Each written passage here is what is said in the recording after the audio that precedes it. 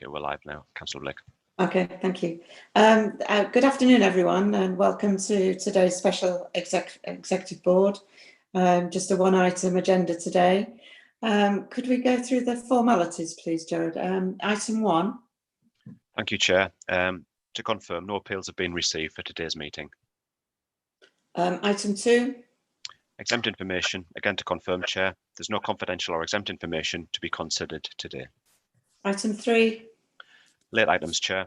Not a formal late item as such, but following the agenda dispatch, board members have received supplementary information in the form of a substantive covering report and its appendices, which were not available at the time the agenda was published. And item 4, do any members have any disclosable pecuniary interest to declare? It takes silence as a no.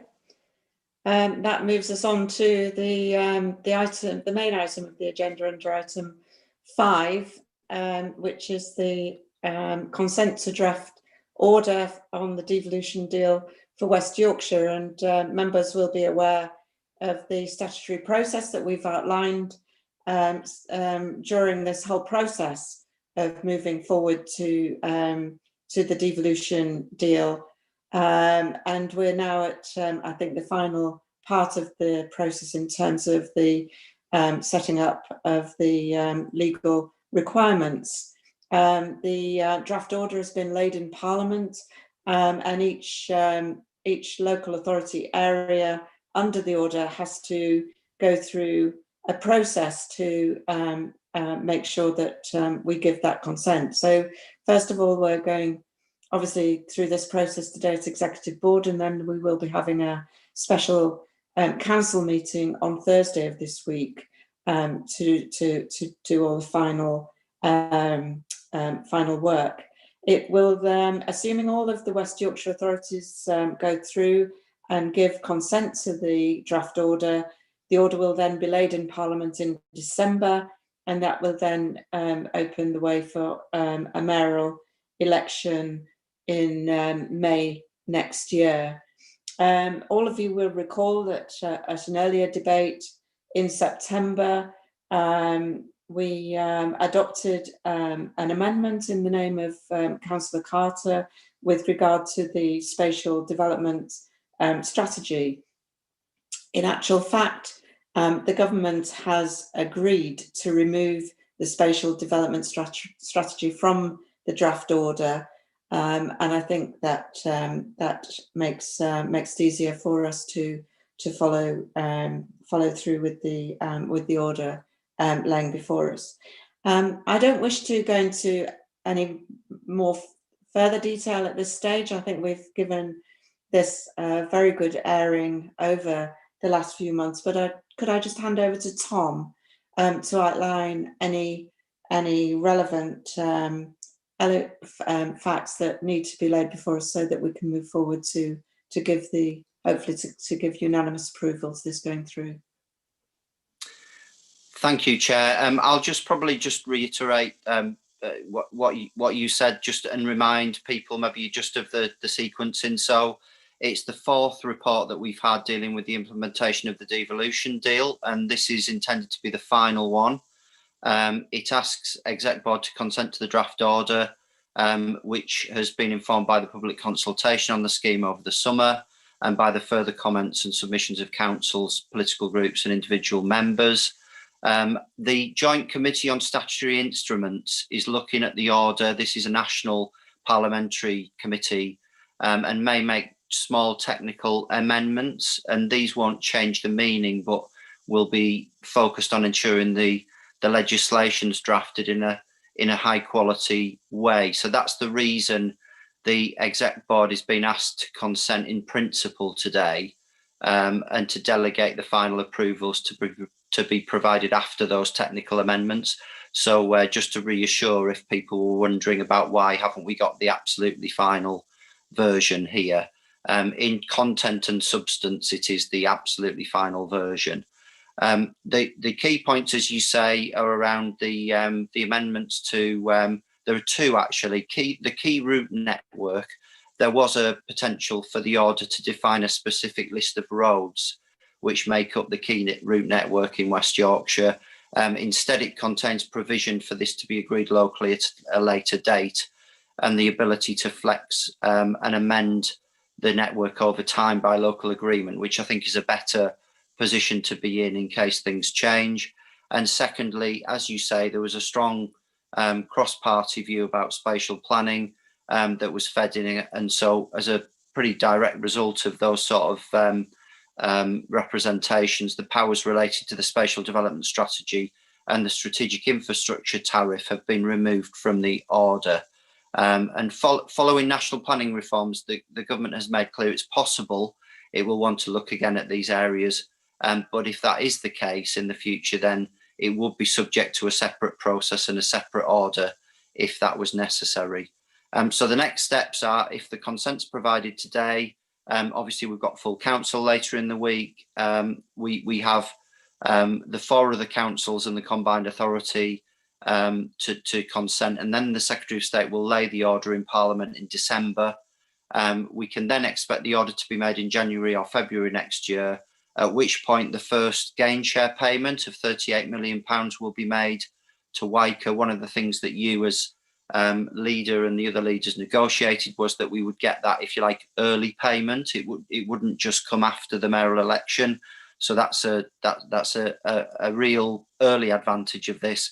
And then, of course, the mayoral election will follow in May. And there are no confirmation yet about the arrangements for that. But myself, as the proposed acting returning officer, and the local teams are working hard to prepare for that and engage with government. So I'll leave it there, Chair. Okay, thank you. Can I invite comments, please? Councillor Carter, would you like to comment? Yes, thank you, Chair. To begin with, just a point on the process. The last time this was debated, we had the council meeting first, which of course enabled council to unanimously agree the amendment that I tabled, and which became part of our submission to government, and which government have accepted. We're not able to do that this time because we've reversed the procedure, and we, the executive board, are the decision-making body. So effectively, the council on Thursday will be able to comment, but that's all. Now, at this particular stage, is that critical? The answer is, I think, no, it's not, because we're all in agreement.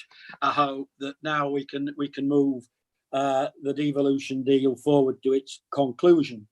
However, I would make the point that it does seem to me to be using council as something of a cipher when the 10 people on exec board take the decision and the other 89 can only comment on a matter as important as this. And I wish that we'd stuck to the original way forward. The silly thing is, I understand that we were the only council that did it that way, the democratic way, the first time round. But now we're doing the same as the other 4 did, except Kirk Leeds has presumably realised the error of its ways and is doing it the way we did it to start with. So it's not ideal.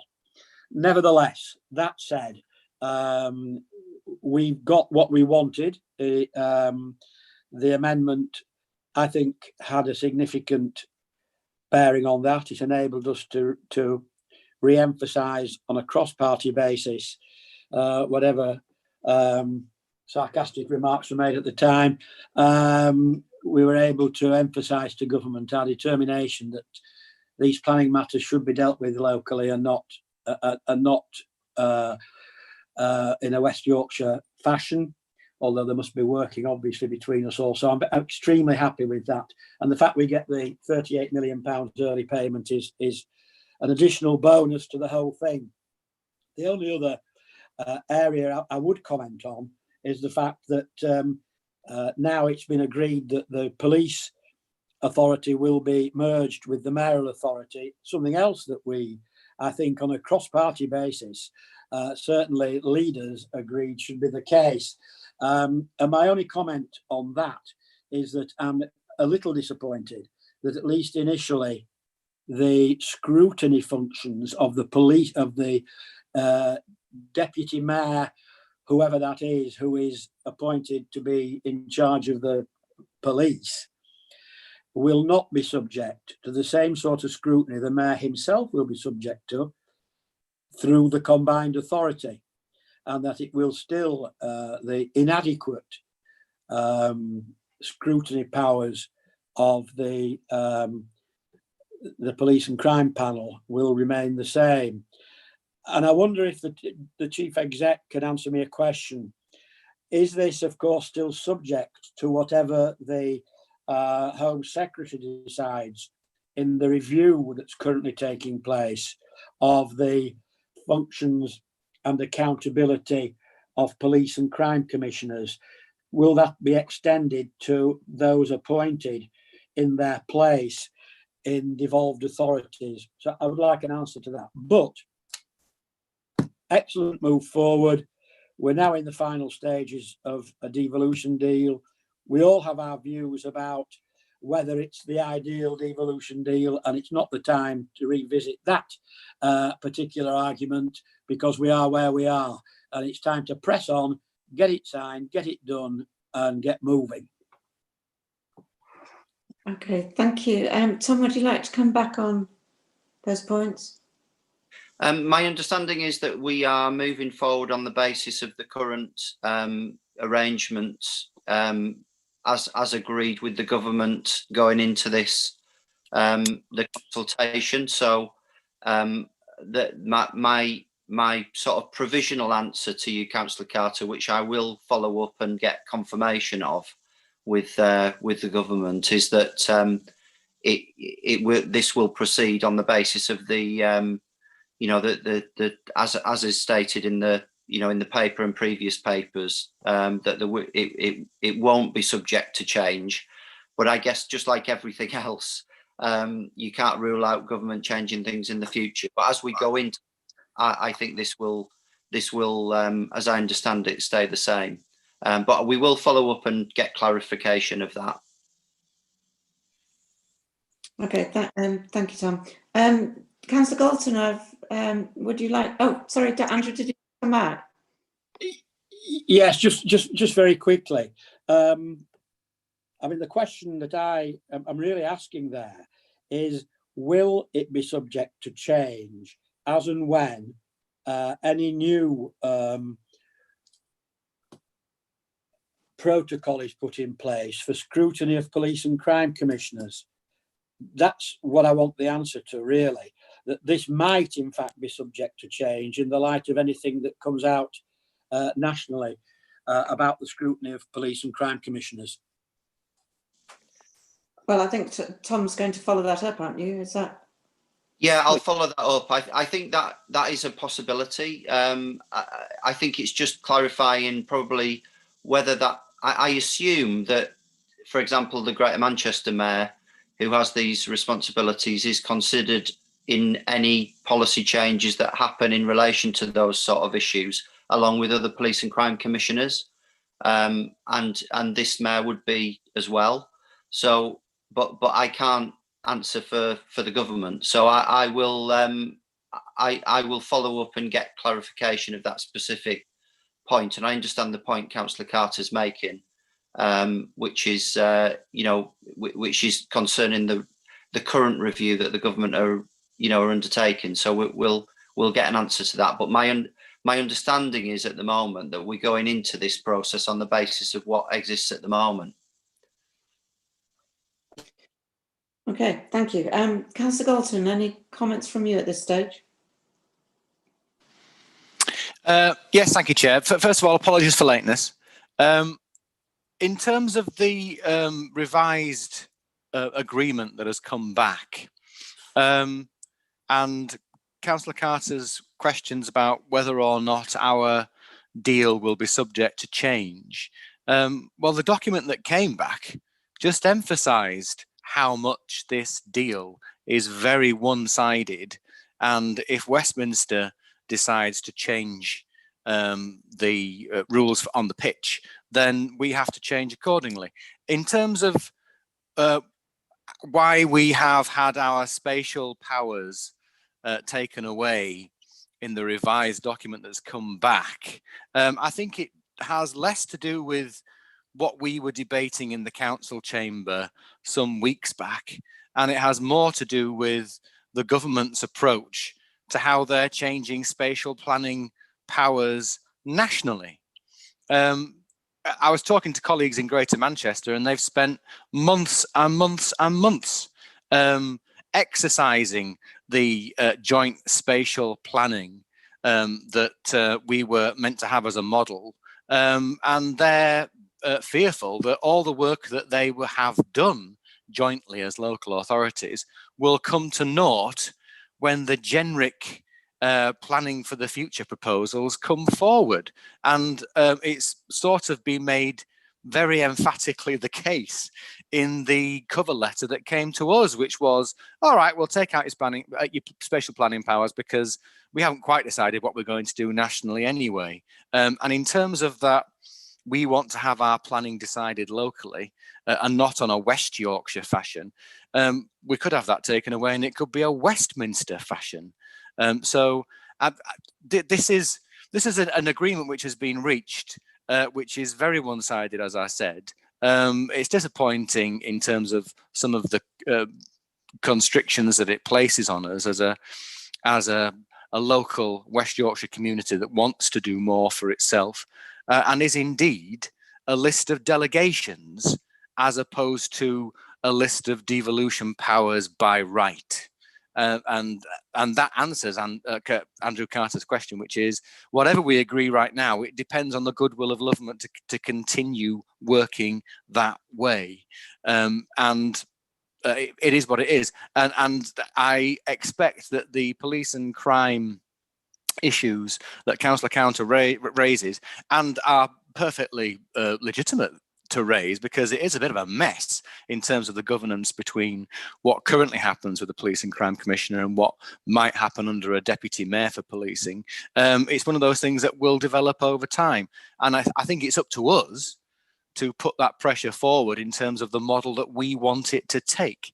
I know that Councillor Harrand, for instance, as the lead on scrutiny in the combined authority, is very serious about ensuring that coterminosity of scrutiny is there for the mayor and whoever they appoint as their deputy for policing. So I have faith in that evolutionary approach, but I don't have faith in the government actually sticking to the deal that it makes. Okay, well, I think that the points you raised will continue to be the subject of hot debate as we move forward in discussing the future of devolution across the country. I don't think that has been settled by this deal at all. There are still huge questions that need to be asked and answered. Councillor Carter, I think, wants to respond. Yes, Chair. Just on the issue of the wider devolution debate, the devolution white paper, of course, which should have come out in this autumn, is now not coming out till late spring, we understand. But at that stage, we will, of course, be able to pass comment on where we think devolution should go from here. So this has always been the starting point. It's unfortunate that the white paper was delayed, but quite understandably, in light of the current situation, I would suggest a little more important to deal with. Just a question to Councillor Galton, really. He voted in favour of the amendment that I tabled on spatial strategy.